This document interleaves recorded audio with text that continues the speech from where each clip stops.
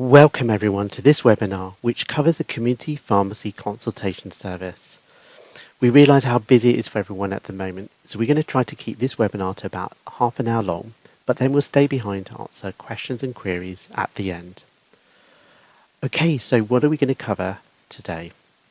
Well, we need to explain what is the Community Pharmacy Consultation Service, who can be referred, how do you refer, and then what are the next steps for you as a GP practice to get going with CPCS.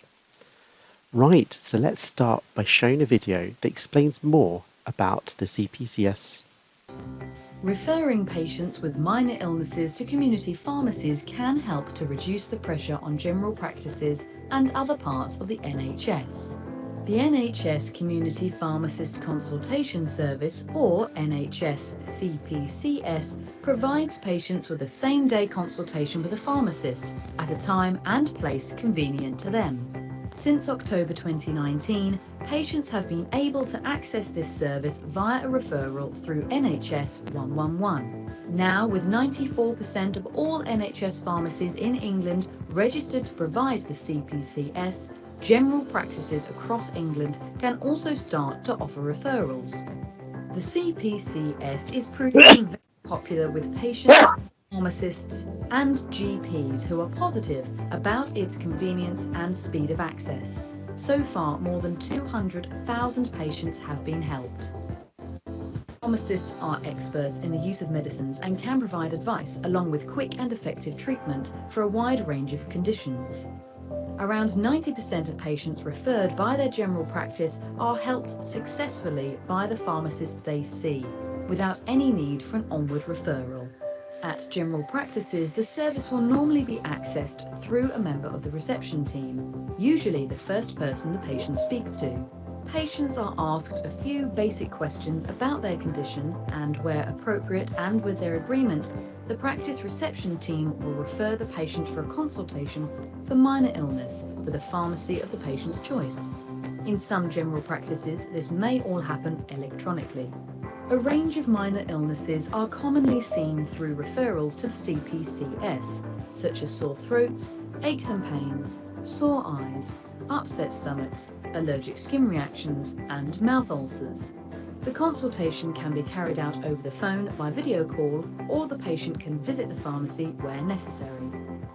The pharmacist will check the patient's NHS summary care record for any information about existing medicines before providing their clinical advice and any recommendation for treatment. This may include the purchase of an over-the-counter medicine. Where appropriate, the pharmacist will report the outcome of the consultation to the GP practice. And if symptoms do suggest something more serious, the pharmacist will refer the patient for an urgent GP appointment and escalate to an appropriate care provider.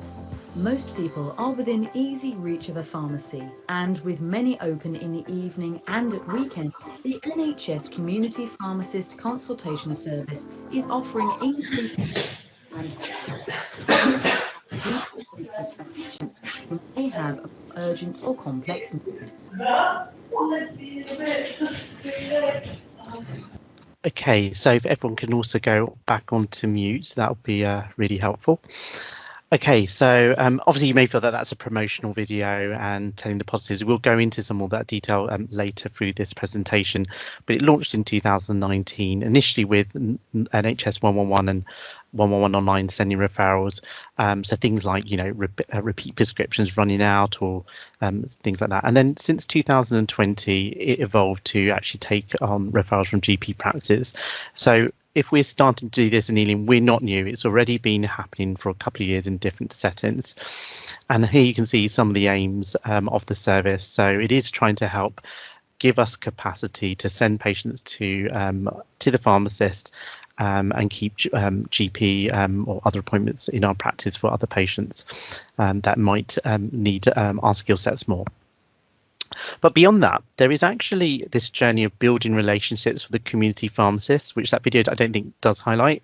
So just like how we've configured our practices into PCNs, the pharmacists are trying to get into clusters to mirror our PCNs. And like there were contractual changes in our GP contract and the introduction of PCNs, they've had similar contractual changes too. So this is also about strengthening those relationships and working together more closely. Why else do we need to talk about it now? So yes, the Winter Access Funds is playing a part as well. So you might be aware that it does emphasise about use of CPCS by practices as being one of the conditions for practices to access funding for Winter Access Funds. So, as a CCG, with cascading information about how that might work for you as a practice. So this forms part of that package to accelerate really the use of it. Okay, so what's been going on with CPS in other practices? So if we look at pilots across the country, you can see that 10 pilot areas, 100 odd plus practices, and like that video said, 88% of referrals were completed by the pharmacist. So only 12% was found to either be sent to other services like maybe urgent care centres, A&E, or back to GP practice. So it just gives that a high rate of completion and really high patient satisfaction, and 97% of patients saying that they would use the service again. But that's obviously just other areas. What's been happening in our area? So since January early this year, we've had 3 practices who have been piloting it from their own initiative, I would also add. And this is just them working with their local pharmacies, and they've been making quite a few referrals. And there's an extrapolation, maybe this could save 30 to 50 GP appointments a week. Okay, so let me raise the fears that you might all be thinking about and maybe not comfortable yet to mention or raise in the chat. So the fears that we're hearing or would think you might raise is, first of all, this is a referral process. Why do we need to make a referral? Surely patients can just self-refer to the pharmacist. Surely they can just walk in and buy things over the counter. How does this fit with self-care if they have to come to us first to make a referral? This sounds like too much work for us. We're busy. It's hard enough to make this 30-minute webinar. How can you expect our receptionists to do more? What is this referral process? How much time is that going to take? Won't the patients come back to us? Won't they? So this service doesn't give free prescriptions. If they have to buy things, would they come back to us at the practice and say, can we get it on prescription if it's cheaper? Is that just going to be more hassle if everyone just goes around in loops, or if the pharmacist direct and that's the majority? Would that be awful? So hopefully you've already seen some of the stats that counter some of this fear. But really, the strongest thing is to get some feedback from the Ealing practices. So these are 2 comments from the Gordon House Surgery and the Avenue practice, and they have been generally positive about this from their experiences. If you happen to attend the council members, we also got some of the GPs to feedback as well, and they raise their same fears. The fear that would patients be reluctant to buy things, and they found that no, the majority of the time that was not happening, and also the impact on their reception staff, that it wasn't wasn't too much for the team. So who can be referred to this service? It's highlighting minor, mild conditions. The patient should be over 1 year old, so not for babies, and it also mentions red flags. Now, this can seem really overwhelming. Like this list of conditions, thinking what it is. Do I have to keep checking it? Do the reception team need to does it take them ages to look at it? The list, cross-checking it. What about this next slide? This looks even more busy. This is trying to show you red flags and green flags. So things that are suitable, things not to refer. Again, you might feel this is overwhelming, but I generally think when you look at this, actually you can feel quite comfortable, because when you look at the list of things that the refer pharmacists, I must admit that most of these things are things I would have automatically thought that we would have been signposting or directing pharmacies to. Either that from previous communication campaigns, from all the signposting, from conversations that they would have had in the past with healthcare systems. So this shouldn't be that daunting in terms of list of what is suitable. I don't think there's any major surprises on this. What may feel more daunting is that red list, when it describes all the things not to refer in the circumstances, thinking, gosh, that seems like a lot of question stuff. But if you spend time looking at this list, I think you really break it down into a couple of things. They feel severely unwell, like something is quite severe pain, something is severe, or it's been going on for a long time, like weeks, definitely more than a couple of days. So there's a theme of severity and duration with all those questions, and I would suggest that even if errors were being made, if you were trying to, either the patients might object and say, I don't think I feel suitable to go to this service, or our receptionists are actually doing this almost on a daily basis. When you're thinking about severity, urgency, if we now think about what the next step happens in the pathway, I don't think this is as fearful as it looks, or as complex as it looks. So I think as a team, you may need to spend some time looking at this, but I think it shouldn't put people off massively. And then why am I saying that? If we think about the next step, so this is a same-day service. So when we refer the patient to the pharmacist, they will either contact the pharmacist will contact the patient, but it's a same-day service. And in fact, if it's been more than 12 hours since the referral has been received, they really do need to chase that patient, because that's part of the toolkit or the specification for the service. So the chance of a patient deteriorating rapidly, you'd have either thought they're very unwell at the time that you actually took the call from them, or just that general safety net, either contacting 111 or contact a GP practice if they got worse or there's any issues, would be thing. So how do we refer? So from a contractual perspective, it does need a referral. You cannot just tell the patient to go there or to go to the pharmacy.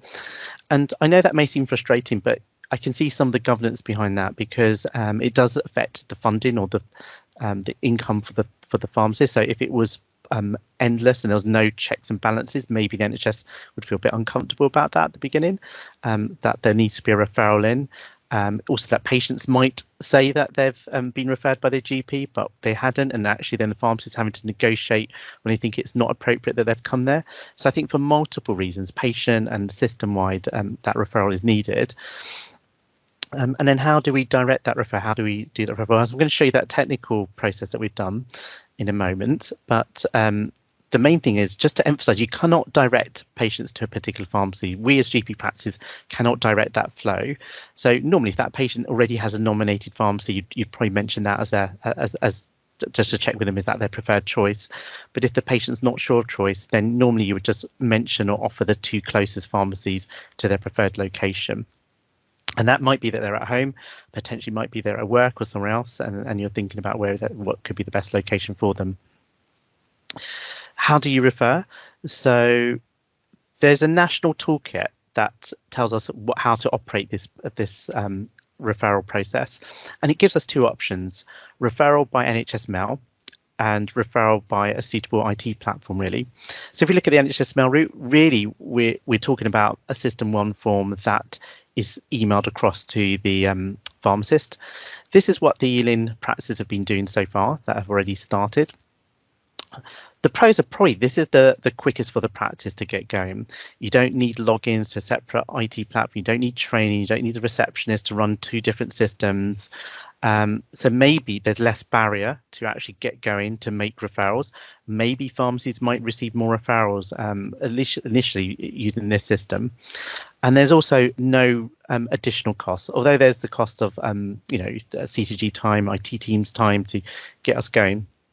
There's no other costs to this process. The disadvantage, and this is a significant disadvantage, it is slow for the pharmacist. They're going to have to take information out of that form, put it into their own system, to process it. So it's not as robust as a separate IT platform, and it's not tailored to a perfect referral route just for CPCS. This is just a generic referral route. Second option is using our IT platform. So really the flip of the previous. So better for the pharmacist, potentially more robust. I think the cons are, first of all, we'd have to work out funding because it's not centrally funded. Who pays for it? How do we pay for it? What platform do we pick? If you can imagine, it would be really frustrating if there's two different platforms that we're aware of at the moment in London. One is Pharma Outcomes, one is something called Sona Informatics.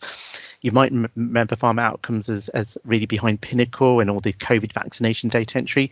Sona Informatics, you probably know from the flu notifications and things that you're getting.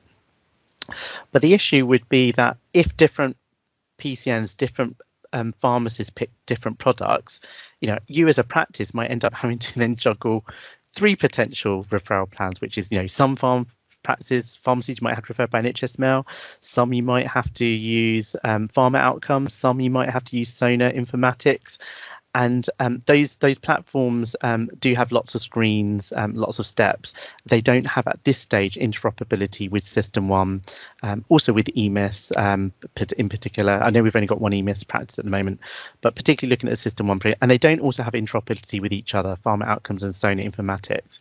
So ideally, we just need to think that through and have a clearer plan. I would suggest for Northwest London, because we're always going to have geographical boundaries, and our patients are going to, our patients are flowing to pharmacies across our boundaries. So we just need some thought, some time as a process, but that might be the direction of travel. So with the discussion with the LPC and PCNs, we haven't had the chance to discuss with all PCNs. We've engaged at a degree, but overall, with the views that are coming in, the thought is that we should launch CPS using a System 1 integrated referral form, because that's the quickest way to get going as a practice, saves you staff time. So really erring more on the advantages for the practice at this stage. And then we do that longer process to think about if there is another platform that should be considered. So we've done step 1, we maybe starting step 2. Step 3 here, we've already contacted Ealing pharmacies to ask them to verify their NHS mail address and that they're confirmed that they're ready to receive referrals. The final step is the CPSE service. When they see the pharmacist, at the beginning, they're sort of duty bound to at least initially always send some feedback, or what we would call a post-event message, to the practice. That would normally come to you via NHS Mail, because we're using the referral form process. I know that may seem like additional workload to process, but the majority of this will be just for information, and I imagine just being saved to records. I think it would be quite rare that they might mention, is there some action for the practice to take up? There's also some ability in the toolkit for PCNs to potentially agree with the pharmacies about whether they don't always want those post-event messages. That is something that can be considered in the future, but it is by default recommended that it starts off with receiving that post-event message. And then finally, scripting or messaging for your reception team. This is a couple of suggestions that I've seen circulated. But I think it is about how the patient really understands this. They don't want to feel rejected, that you're not declining them to be seen by a GP practice. If they're phoning for an appointment with you, you want them to feel that they're still being seen as a seamless part of the NHS and their expectations. So emphasising that same day appointment, and that it's a personal consultation for that with that pharmacist, and that that there'll be promptness about the pharmacist contacting them back. Okay, so at this stage, I want to just show you the System 1 referral process. You could go into auto consultation here, and there's now an extra tab here saying Community Healthcare number 25, and here you can see Community Pharmacy Consultation Service. So you can click on that. And Apologies if it seems slow. So this is just the template that the IT team have built, and it's just a refresh of those green and red reminders that you saw in that clinical selection thing. So if the reception team click one of these on the left, so if we just said it was something about ears and they click OK, then that would launch the referral form. But I just want to show you before we do that, the other tabs. So there is a second tab that might be in development in the future if we ever wanted to code things coming back from the post-event messages. Personally, I think we've obviously got no time for coding. Everything was under pressure at the moment, so I don't suggest this is something we're going to look at right now, but that could be something for future discussion. And here's a resources tab. So if you need to learn more about the Community Pharmacy Consultation Service, the toolkit, how does the process work, so we can add this and we can evolve this. And this, I might show you later, but this adds a link to if you want to see the list of pharmacies that we have received verification from that they are happy to receive referrals. And that's obviously the typical disclaimers and credits. So if we go back to here, we click OK. So you just click your address book entry. So at this point, if you go to search and you type in Ealing CPCS, you will see a list of pharmacies that so far we have received responses for, that they're ready and their email address has been verified. If we make a selection, so if we just select one here, you're selecting it here, going right back. So if you don't see the pharmacy on that list, the thought would be that they haven't responded yet. So the IT team have not put them in the address book. Okay.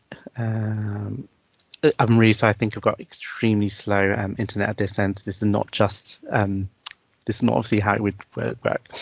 Okay, so if we look at the form, it's your pretty standard template form. So if you actually clicked through the template, you will see it auto merging what you clicked. Otherwise, you can just click one of those boxes. So really, we're just saying you're clicking one of those indications because most of it should have been pre-filled. The date, your chosen pharmacist, and then it's also got that reminder of the red and green sort of coding system, so you know as well. And this is a section at the back at the end which the pharmacist might use to complete and return to you, or they may just email you back as free text, but in an email. But that's the form. So obviously, if we save it. So we're just doing the standard referral process here. So we're just saving it. Okay.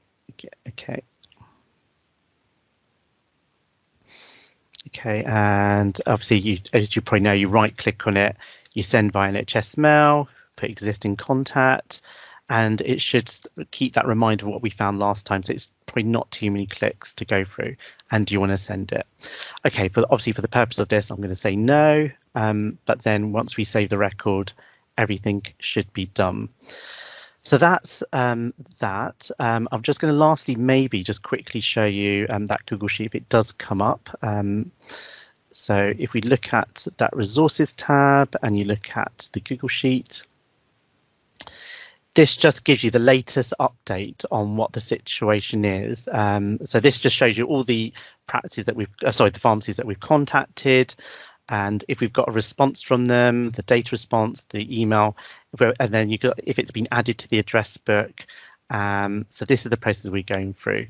So you can always just get a check if you're querying why, and if it's your particular local pharmacies that you can't see as being confirmed at the moment, as a team, if we collaborate and raise awareness of that, that'll be helpful.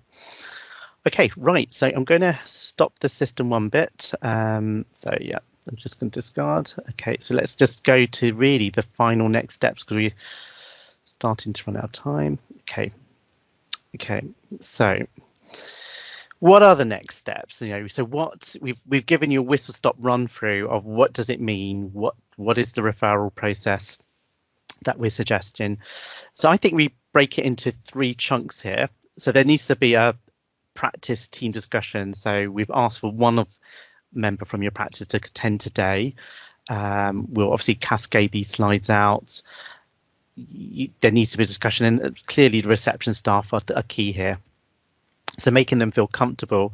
So personally, that service suitability chart, I think, I can imagine printing off lots of copies and leaving them near terminals at the beginning, or at least leaving a shortcut to them on their desktops. It's going to be important. You might want to look at communication, your practice website. We'll obviously update your digital media screens, and maybe want to look at phone meshes. None of that is pretty critical at the beginning, but it can obviously help. But then the next level, to engage with your local pharmacies. So you've seen that Google Sheet, you've seen the ones that are kind of like, so really reaching out to those local pharmacies that you are using a lot, just to sense check with each other that you're both aware that you're about to start to potentially send referrals, and just verifying you've got all the correct contact details. We're also going to be giving them all your generic email addresses. They should have them anyway, because I imagine you're going back and forth. You're also maybe useful if you just make sure to share your you may also want to share your bypass numbers. We've also told them how to access the bypass numbers too. And then finally, issues and discussion. So if you experience problems and issues, then what I would suggest is that, first of all, discuss them at a practice level, discuss them with your pharmacies, have those discussions, discuss them across your PCNs, and obviously discuss it with us as CCGs. And there's obviously the positive stuff. You've actually seen a lot of positive feedback that's coming out so far. I imagine there will be some teething issues or things that could improve at the beginning, but I imagine that if we start to see themes, we would obviously cascade that wider. Right. I know literally that probably feels a bit rushed, but we were keen to try to keep this to 30 minutes. So can I suggest, we've got enough time here to stay on to answer a lot of questions, as much time as people want. So it's totally flexible from now on. I'm going to try and stop sharing my screen, and then, okay. So don't know if there's been any questions so far. Yeah, so the questions that have come up are, there's a couple around the payment. So if the person isn't eligible for prescription charges, what happens? Okay, so that was one of the fears that was raised in the slide. So this is not a minor ailment scheme as well. So we don't have a minor ailment scheme in Ealing. So either the patient has to buy something over the counter, or worst case, it would be, can a prescription be issued by the practice? What the GP practices have fed back who are already using it is that they were very fearful that would happen, that a lot of patients would ask for that. But they have found that that's a really small percentage of times that happens. I don't know if any of the practices who are live are actually on this webinar at the moment. So there is no other mechanism in Ealing to get a free supply of the item. And do the pharmacies in Ealing have the resources if the numbers of referrals increase in a short period of time? I don't know if there's any pharmacists on the call, but I think when you look at the volume that they're doing in terms of referrals, I would imagine it's relatively still quite low, particularly at the beginning. Maybe if we did mobilize it up ramped, it was getting numbers, we might start to get feedback from them. But at the moment, no one's flagged that as an issue, as far as I'm aware. There's a question about a cross-border issue. So what if a nominated pharmacy is in a neighbouring CCG such as Hounslow? And I think, okay. I hope you answer, Shane, can you do it better than me? No. So personally, totally understand. And that's why you can see why all this dilemma of different IT platforms and cross-boundary issues, I totally get it. So Hounslow is going for the same approach. So we can close down Hounslow. So they will copy this. We've collaborated with them. So what you've just seen, they will roll out exactly the same. I'm personally not aware about the other boroughs, about exactly what they're doing or how they find it. I think they're slightly behind us. I may be wrong, but I do think that the System 1 experience will probably expand quite quickly across the 5. And it will always be just even as a backup, because I guess even if we ever roll out an IT platform, IT platforms can go down. So this would always be a contingency option anyway. So at the moment, we do have the ability to put on other practices, other pharmacies beyond Ealing. We're just focusing with Ealing at the beginning to just start people getting live.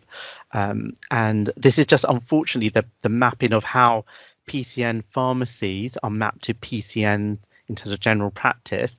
And obviously it's not a complete mapping. Our patients flows slightly differently.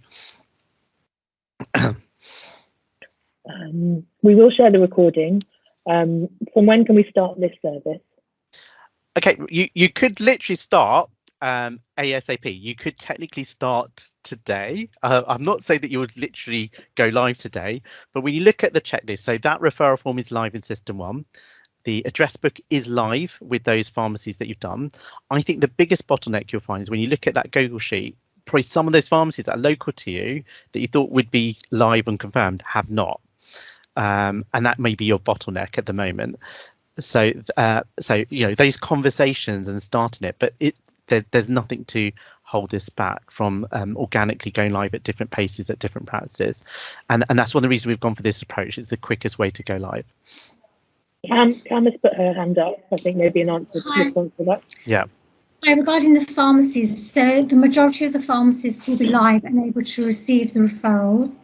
A lot of them haven't confirmed their email addresses, so what we're doing in the team is we're going to pick it up now and contact them directly, because it's been a bit of a slow process getting a response from them. So we will try and update that sheet as soon as we can. There's also a question in the chat about, is the feedback on patients agreeing to pay for medicines for practices in affluent areas only, or also areas of severe deprivation? I think, I don't want to speak for, is any of those practices on this call? If they're not, from my knowledge of those practices, they've got pockets. So I know Gordon House, for example, would say they've got definite pockets of deprivation. So they've got a very mixed population. You've got the Avenue, you've got Ealing. So I don't think it's I do think it's a mixture, but I think you've also got to look at the national pilots. And I don't know if is anyone else from CAM? Do you know if there's any additional feedback you can give from any of the national pilots? I think you're on mute. That is the further step that we will be looking into. Most feedback from national pilots is there hasn't been that much of an issue. This is really the self-care agenda as well that's being promoted in this way, and obviously with the OTC agenda that's been going on for the last few years, we're hoping that the price range for these medicines do vary. There should be something that's out there for the majority of the patients. So recognise that's one of the fears that that's what we rep in the presentation, but the practices that have fed back so far have said they did fear that, but they haven't seen the impact as much as they feared. Osa? Hi, yeah, just a quick one, because I've worked in community pharmacy myself. It's just about maybe when you're engaging the pharmacies to make sure that they are actively checking their emails, because you don't really get any notifications. And if it's quite a busy pharmacy, it can go unmissed. And also making sure their locums are aware of this, because you could get someone new who knows nothing about the service, and then obviously that would be quite disappointing for a patient when they come in. That's just what I've noticed myself out of experience. Yeah, and when you look at the service specification, it actually is very specific. When the pharmacist signs up for CPS, it says they have to check their NHS mail account minimum at the beginning and the end of the day, and they've got a 12-hour response that if they haven't, if the patient hasn't had any contact with him from 12 hours from 12, they must call the practice.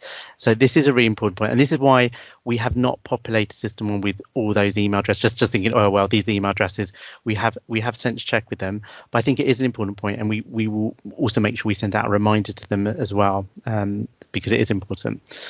I think when you look at the file size, and I know there is a concern about this, but I think if you look at the file size, this is still relatively mild or mild condition. So even if the patient ends up calling the pharmacist or turned up with the pharmacist and said, I've been referred, I imagine that would trigger them to think, oh, yes, OK, I better check my email box. I think it's different from like a 2-week cancer referral where we've got to really worry. So I think these are things that might happen, but the risk is lower. There could be other workarounds. As a practice, you might even feel you want to do an extra set to send them a copy of the referral form to their phone. You could ACCA it or across to them as another contingency. But we're mindful that adds further seconds to the reception journey. And then the final question on the chat is about whether or not a virtual training session can be arranged for the reception team. So we will be arranging more. I think it also depends on Shanker's capacity, but we will certainly try and do some more sessions. So I think they'll be available, but I also think it would be good to get peer-to-peer training. So maybe if there was any chance of some of the receptionists from the practices already live to share their experiences, you get a real living thing. We can look at if there's any chance those practices are able to help. So I think we've got further hands up. So have we got, sorry, my screen's really close. We got Anthony and then we got Jay. Anthony? Thank you very much, Shankar, for this. I'm just trying to complete a test referral at the moment, pressing OK, and then the next thing goes through new word referral and asks me to say who I'm sending it to. Yeah, so I mean, I did quickly walk through it, but I know that we need to make a recording and maybe give screenshots to show it. But at that point, you have to pick the address book to pick the pharmacy. So we've done that to try and reduce how many times you enter the pharmacy in, but also that you're only picking ones that we've put on because we think that they've replied back to us to say that they're checking their inboxes and they're happy to receive referrals. But I thought you said at the beginning that we weren't allowed to refer to a specific pharmacy. No, sorry. OK, maybe I'm not clear, right? So when I say specific pharmacy, sorry, this is me not being clear. It's about we can't direct patients in their selection too much, because if you look at the conflict of what's perceived as potential conflicts of interest as a GP or as a GP practice, we can't say, for example, oh, please go to wonderful pharmacy down the road. Because we think it's wonderful. Even, we have to be really unbiased. So the process that reception has to go through is normally, you look at the patient. If they're not got a nominated pharmacist, you probably suggest them, would you want to be referred to your nominated pharmacist? If for whatever reason they're not nominated or they don't, you would normally mention the names of 2 that are close postcode wise. Now, the hope is really rapidly, I would hope that all the Ealing pharmacies would rapidly get onto the address book within days. I mean, that may seem optimistic, but I think this is the start of the process. It's a chicken and egg. Once they know practices are going to start to use it, I do think we'll get those calls and those emails coming through. But the bottom line is we do in fact send it to a specific pharmacy. Yeah, you do. Sorry if I didn't make that clear. You are sending it to a specific pharmacy, but it's a choice that the patient is controlling, and we're just guiding them. We don't. And the reason I have to emphasize that is because obviously the LPC or the pharmacist would be upset if they thought we were not making that very clear, that you can't tell receptions just send to this one or send to that one. You have to make sure you're involving the patient. Okay. Thank you. Okay, so Jay, I don't know if you, just kind of on the background of that, will we get some information from the pharmacists of their workloads? Because I'm just using an example. We're right next to Lloyd's, and if we're referring all our patients, a lot of our patients will go to Lloyd's. If they're inundated with lots of patients, how do we know that actually there's no point in referring to Lloyd's, because all that's going to happen is the patient's going to wait for a couple of days for them to get an appointment, and we're better off referring it to another pharmacy locally. Okay. Do we get that feedback? Okay, so they definitely cannot work for a couple of days. It is marketed, the specification is a same day service. Though absolutely, if you look at the specification, the worst that can happen is if it's agreed with the patient, it goes on to the next day, and that could be just timing. So if you think if it's like a 12-hour response, but surely I would hope, particularly because it's relatively low level, when you look at the mobilization list, that if a pharmacy was feeling overwhelmed, they would send an email cascade out to the practices that they engage with to say we're feeling overwhelmed. And I can see, I can understand, staff sickness, COVID, everything, that could be a potential risk. But I also think the numbers are going to be low at the beginning because we are obviously mobilising at different paces. But yeah, we can take that feedback on board to make sure we also flag that to the pharmacists as well. Yeah, because we don't really want to inundate them, Yeah. and then actually the patients come back to us frustrated Yeah. that they're not getting called back from the pharmacy. So yeah, thanks a lot. Yeah. There's a question about, will there be an issue if we right-click and attach the form to email, i.e. you auditing referrals via referral wizard? No, I mean, look, you can send. I mean, I showed you one way of sending it just now. For example, Hounslow are planning to send to other practices also how to use it by AccuMail. That's their thought. I think it's whatever you think is quickest for your team to do and whatever fits their training and they use.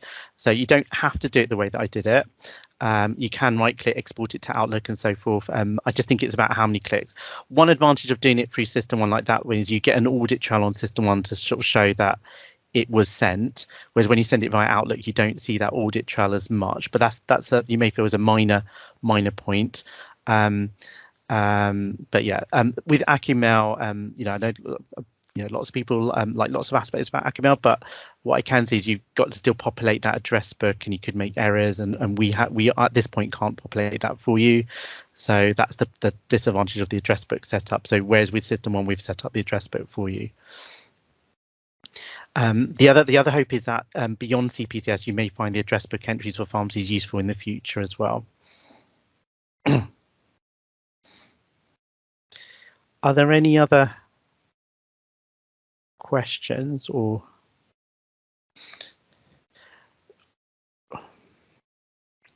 okay, we've got Anthony. Have pharmacies been advised to inform patients whom they are directing to the practice that can also contact 111 if they can't get through the GP? Yeah, they've got a script. They have to give worsening advice as well about if they get worse or there's problems. So they have to give worsening advice. So 111, I understand, is in that worsening advice. They basically have to say if things change, get worse, the patient either has to come back to them or contact 111. And the same with if they have to refer back to GPs, they have to get that sort of instruction, either contact your GP. If they're actually meant to, sorry, I should have clarified one thing. When you look at the service description, it's meant to be that if they think they really need to see the GP, they even have to try to call the practice to arrange that appointment. It shouldn't just be an email back. So that's why if they couldn't get through to the practice, they would probably tell the patient, look, I couldn't get through, so go to 111. Okay, so Anthony, I don't know if your hand's back up again. Yes, it is. Sorry. So presumably this is so that reception staff can deal with a call, and theoretically the GPs at the practice may not know of that patient interaction at all. Yeah, that's a really important point because, okay, and this is a personal opinion, so I don't know if any clinicians want to shoot me down for this. My personal opinion is that once you put clinicians into this, that we has to check with the GP. The GP's already half assessed the patient and would think, oh, I may as well just deal with it and not send it to the pharmacist. So I think receptionists will obviously need to reach out if there's some dilemmas, particularly in the early stages. But I see this as predominantly reception feeling comfortable with signposting and working to their abilities. And there will obviously be a breadth of how comfortable different receptionists are, and some may feel very uncomfortable and at the beginning are not making referrals because they don't feel comfortable, and some may feel more comfortable. So definitely don't see that every referral has to go past the clinician, otherwise the system won't work. And that's what you saw in the promotional video at the beginning, that the model is the reception teams taking the lead. I mean, in some ways, similar to minor ailment schemes or minor illnesses schemes in the past, when reception would just give them a leaflet, a voucher, they'd make a call and send it, and the clinicians were probably never aware that it was happening. Yeah, I suppose this time around, it's just that there's a piece of paper that that somebody has completed, and it's a trail now. That trail, the trail really acts as like the funding mechanism for the pharmacy. It doesn't have much information in there. If you look at that form, it just activates who the patient is, the patient's details, the practice details, and that's probably the main value of it. The thing about pharmacy System 1 records is, as part of the service, the pharmacists have to check the summary care record, or at least attempt to check the summary care record, so they can access any of the information that's in there. Okay, there's probably I don't know if there's any other burning questions. I mean,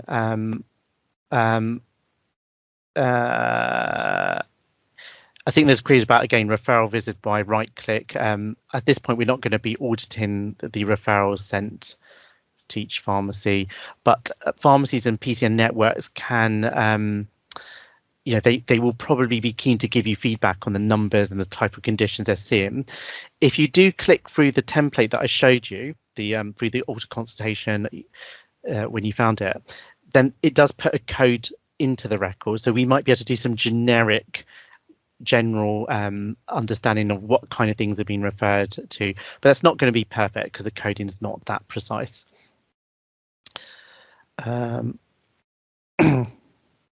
Okay, I think there's I think if we've got no more questions, I think the major points I'm seeing from the chat and the conversations is definitely need to emphasize a couple of key points to the pharmacists that really need to make sure they're checking their email addresses. Really need to make sure that they reinforce that safety advice or guidance if they can't get back to the practice and so forth. So those are a couple of themes that I'm seeing.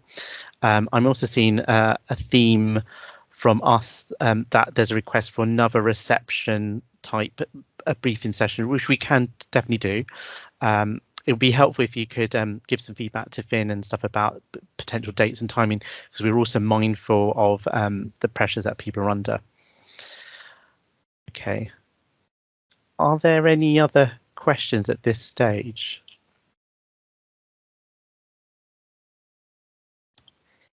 If not, I'm happy to leave it here.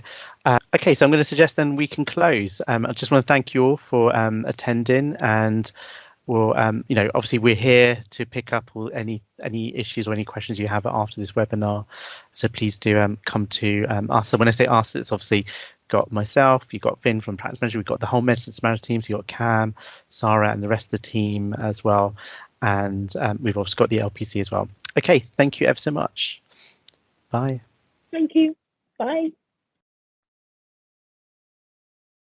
Thanks, Chanka. Bye.